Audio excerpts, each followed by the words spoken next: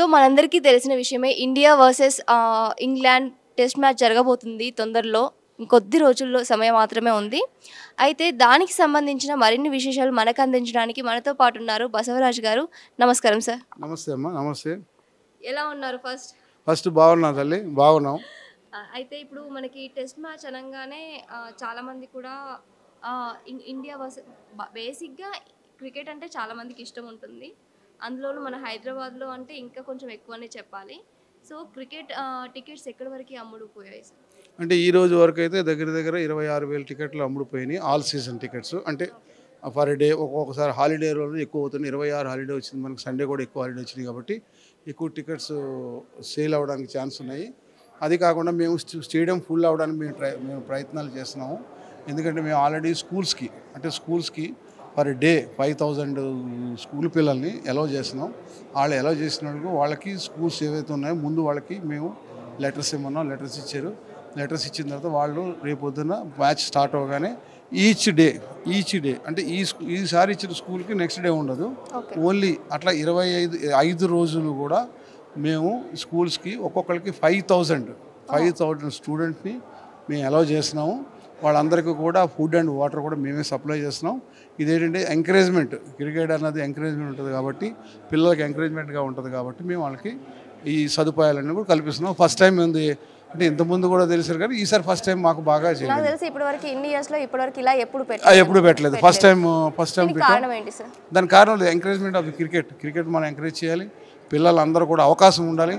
చూసే స్టేడియం కూడా ఈసారి ఏమైందంటే కొత్తగా ఉంది. స్టేడియం కూడా 4 వైపులా కెన్ఓపి కూడా వచ్చింది. తర్వాత ఈ చైర్స్ కూడా మార్చారు. సో ఇవన్నీ వల్ల మనకి స్టేడియం కూడా చాలా కళకళలాడుతుంది. ఇంకోటి అంటే మనకి ఇండియాలోనే నెంబర్ 1 పిచ్ హైదరాబాద్ ఉంది.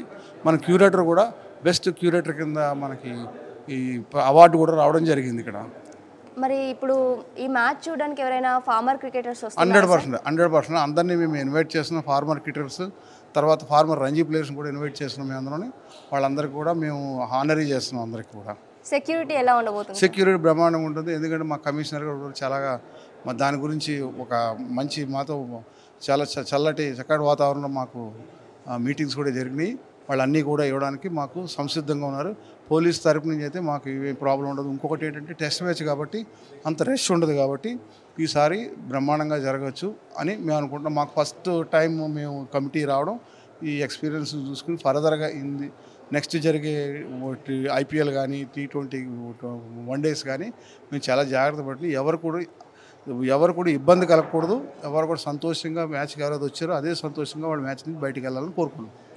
అలాగే ఇప్పుడు మన ప్లేయర్స్ అండ్ ఇంగ్లాండ్ ప్లేయర్స్ ఎక్కడ స్టే చేస్తున్నారు? వాళ్ళకు పార్క్ హైత్లో మన వాళ్ళు చేస్తున్నారు. డెక్కన్ దాంట్లోనేమో ఇంగ్లాండ్ చేస్తున్నారు. ఇప్పుడు మీరు కొత్తగా తీసుకోబోయే రెస్పాన్సిబిలిటీస్ ఏంటి సార్?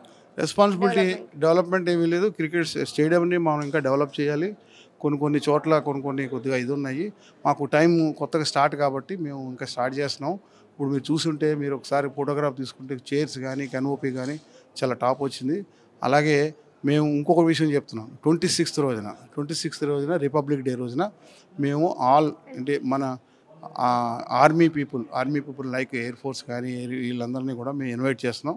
ఎందుకంటే మన దేశాన్ని గురించి ప్రాణాలు గొట్టి వాళ్ళు పోరాడుతున్న వీళ్ళు. సో వాళ్ళకి మేము 26వ తారీఖున స్పెషల్గా అందరికీ కూడా మేము ఇన్వైట్ చేసాము.